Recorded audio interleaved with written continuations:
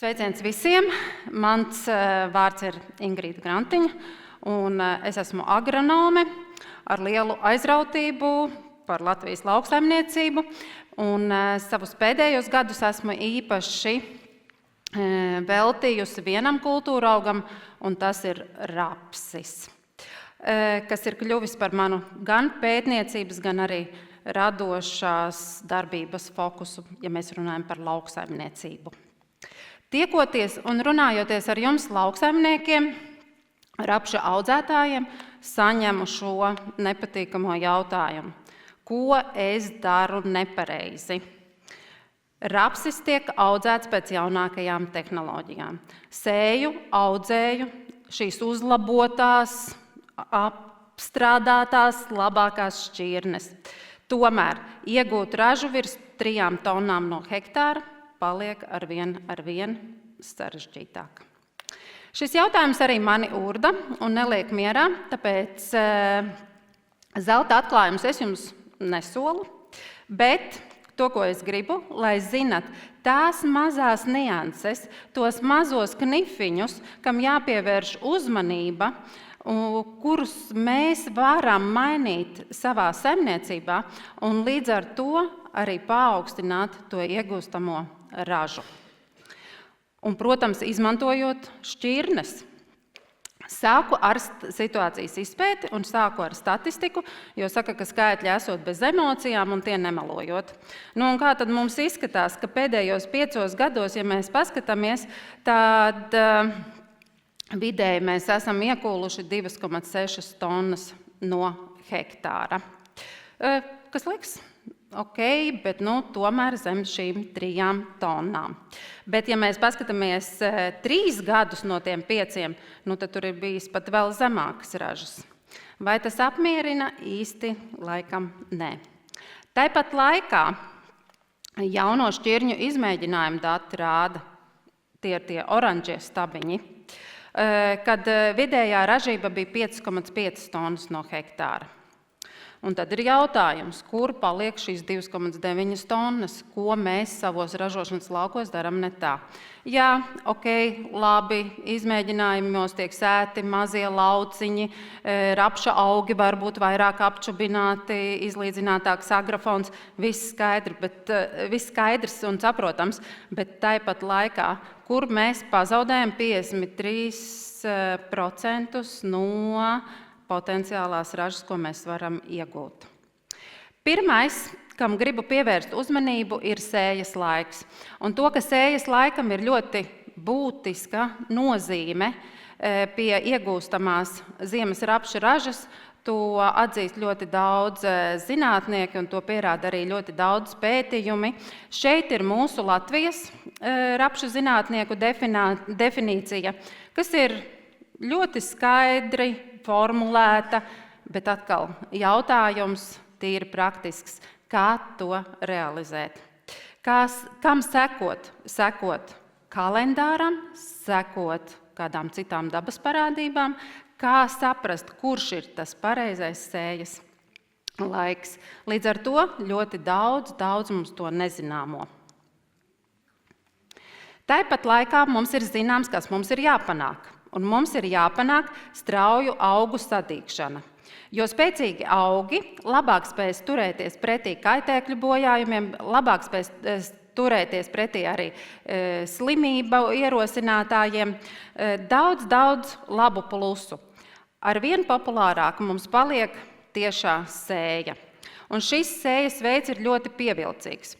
Īsās laika posmā mēs varam apsēt lielas platības, viņš ir arī ekonomiski mums izdevīgs, bet vai mēs padomājam, kā jūtas šī mazā rapša sēkliņa? Vai viņai vienmēr pietiek mitrums, vai viņai ir kontakts ar augsni, vai tās cilas nav par lielu? Ko varam darīt? Sēt šķirnes, kurām jau ģenētiski ir šī spēcīgā un straujā augu sadīgšana. Un tādas mums ir. Vēl sējas laika izvēle ir saistīta ar to, kā mums rapša pārziemos. Latvijas apstākļos rapsim rudens veģetācija ilgs cik dienas? Ir kāds rēķinājis, kāds skaitīs? Nav. Labi. Ir kāds minēts? Klusums. Labi. Tā es pateikšu priekšā, ko saka pētījumi. Pētījumi saka, ka 70–80 dienas. Tas nozīmē, ka šajā laika periodā augiem ir jāpaspēj attīstīt gan virszemes daļa, lapotne, gan arī šī sakņu sistēma, jeb apakšzemes daļa. Un ko mums vajag panākt? Ja rapsis rudenī šajā periodā būs attīstījis tikai 3–4 lapas, tas ir par maz, lai viņš veiksmīgi pārziemotu. Bet tāpat laikā, ja viņš būs pāraudzis un tas augšanas punkts būs izstiepies ļoti uz augšu, atkal apdraudēta pārziemošana. Tāpēc, ko mēs darām vairākas reizes rudenī, vērtējam, apkopojam šo informāciju par katru šķirni, un kāpēc mēs to darām, lai būtu jums ko ieteikt. Un šai tabulai tiešām ir liela nozīme, un tam pievērsiet uzmanību. Ir šķirnes, kurām ir šī lēnāka attīstība, un tās būs piemērotas agrai sējai. Viņas nepāraugs tik ļoti. Un tāpat laikā mums ir šķirnes, kurām ir strauja attīstība rudens periodā. Un šīs šķirnes būs piemērotas vēlai sējai. Tādā veidā sējot ar šo dažādo attīstību šķirnes, jūs maziniet risku, ka jums pāraugs vai atkal nedaaugs. Šī informācija ir pieejama BASFA mājaslapā un tāpat arī katalogos, kurus jūs varējāt jau pirms semināra paņemt un arī vēlāk pie tiem tiksiet. Nākošais, par ziemu runājot. Joprojām ziema ir svarīgākais posms ziema rapša audzēšanā. Un ar Latvijas ziemām neko nevaram zināt. No skarbas sala līdz pavasarīgam siltumam. Un, lai vēl jautrāk būtu, tad visas šīs parādības mēs varam novērot pat vienā nedēļā. Kā jūtas augi? Slikti. Ļoti, ļoti liels pārbaudījums viņiem ir. Un, lai pasargātu gan jūs, gan arī sevi no tiem nepatīkamajiem zvaniem, kas varētu būt pavasarī, tad mēs veicam ziemas rapša šo ziemcietības testu. Veicam ļoti skarbos apstākļos un šeit jūs arī redziet šo izmēģinājumu no Igaunijas, kur ir iesētas 18 šķirnes un skatāmies pārziemos gan ar sniega segu, gan arī bez sniega segas, kā viņas uzvedās.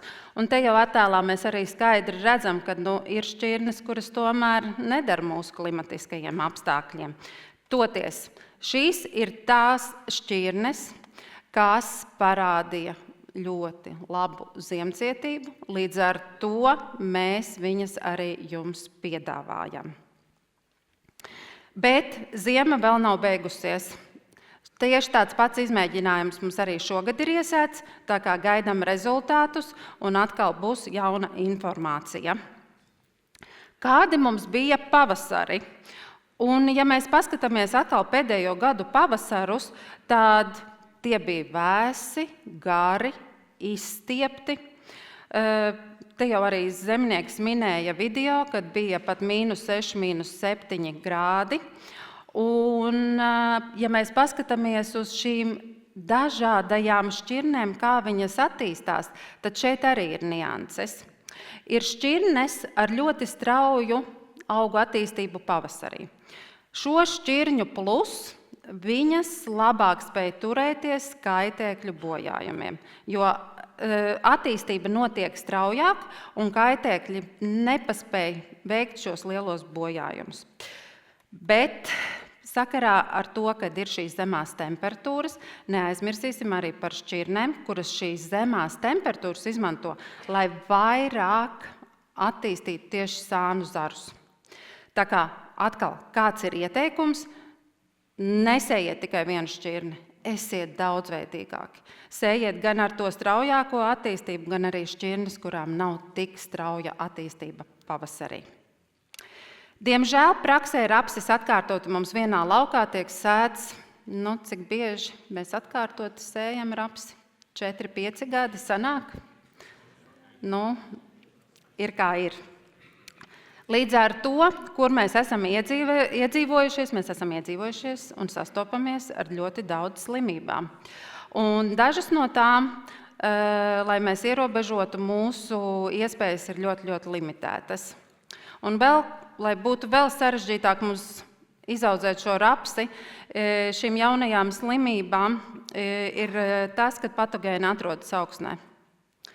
Un viņu ierobežošana mums ir vēl apgrūtinātāka. Šīs slimības, ko viņas dara, viņas pārtrauc barības vielu padevi, un līdz ar to sēklas nevar pilnvērtīgi attīstīties. Mums kliedzoši vajag vēl kādu kultūra augu, jo citādi nevaram mēs iztikt tikai ar 2 pamatkultūra augiem, ar kviešiem un rapsi. Bet kamēr mēs to meklējam, ko mēs varam darīt? Zinot, ka slimību draudi ir lieli, un mums nesanāk ievērot šo augu 4-5 gadu augumaiņu, audzēt izturīgākas šķirnes pret vienu vai otru vai visām 3 šīm slimībām. Tā kā ar sēklas vai šķirnes izvēli mēs jau sevi pasargājam. Un, kad raža ir izaugusi un nobriedusi, atliek tas skaistākais un pats galvenais darbs to nokult. Un būtu baigi skaisti, ja to izdarītu mēs ar saviem kombainiem, nevis lietus vai krusa. Tāpēc es aicinu paskatīties eksperimentu. Ir ļoti svarīgi, lai rapsi nokultu mēs ar kombainu, nevis stiprs lietus vai krusts to izdarītu pirms mums. Ir 2 vasaras rapšu šķirnes. Viena, kura ir vēl pastiprināti uzlabota pret pāksteņu atvēršanos, un viena, kurai nav šī īpašība tik ļoti izteikta. Ņemsim 20 pāksteņus no vienas, 20 no otras, un tā es aicināšu kolēģus izvērtēt, vai šī īpašība ir redzama vai nav.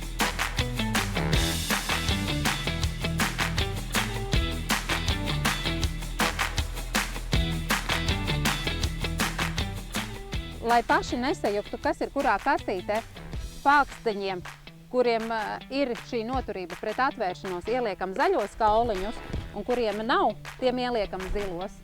Kolēģi, liekam vākus virsū, un tad, lai skan mūzika.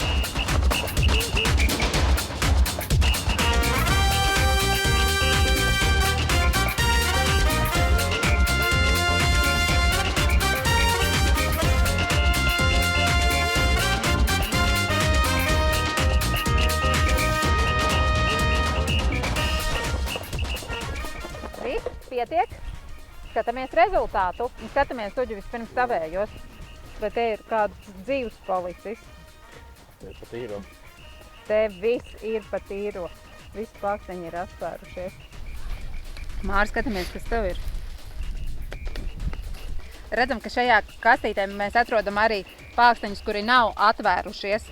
Veicot šo eksperimentu, mēs esam pārliecināti, ka šī īpašība tiešām strādā. Jā, tāds jautrs izmēģinājums. Ja kāds vēlās šīs gurnu dēļas atkārtot savos sējumos, kafijas pauzē pie manis var pieteikties uz nākamo sezonu. Tā kā var arī paskatīties savos laukos. Jā, bet tā īpašība ir tad noturība pret pāksteņu atvēršanos. Un tad tāds izskatās tas mūsu zelta rapša fonds, jo šīs ir tās šķirnes, kas atbilst mūsu un jūsu. Līdz ar to, respektīvi visu kopā, rapša audzētāju prasībām. Ko jūs iegūstiet, nopērkot rapša maisiņus, kur ir rakstīts Invigor sēklas? Stabilas ražas, līdz ar to vairāk naudas. Spēcīgi, izturīgi augi, plašāks sējas laiks, ir dažādība, pārbaudīta ļoti laba ziemcietība, izturība pret slimībām, līdz ar to mierīgāka dzīve. mazāk stresa un beigās vēl šī papildus apdrošināšana – noturība pret pāksteņu atvēršanos. Tuvojas pavasaris, un neesam aizmirsuši arī par vasaras rapša audzētājiem, tāpēc mums ir arī piedāvājumā vasaras rapsis. Šogad vēl sējam jau zināmās pārbaudītās šķirnes, un ar ļoti, ļoti lielu nepacietību gaidām šīs grāvējas šķirnes, kurām ir šī uzlabotā pret pāksteņu atvēršanās. Un pašās beigās, tagad, kad jūs zinat Invigor šķirņu pārākumu, atliek izvēlēties to savu zelta rapša šķirni. Un es nevarēju ar jums nepadalīties ar vienu saimnieku, kurš jau ir atradis to savējo zelta rapša šķirni un ar to gūto prieku, ko viņš ieguva nokuļot un paskatoties ražas datus, dalījās arī ar visu plašo pasauli.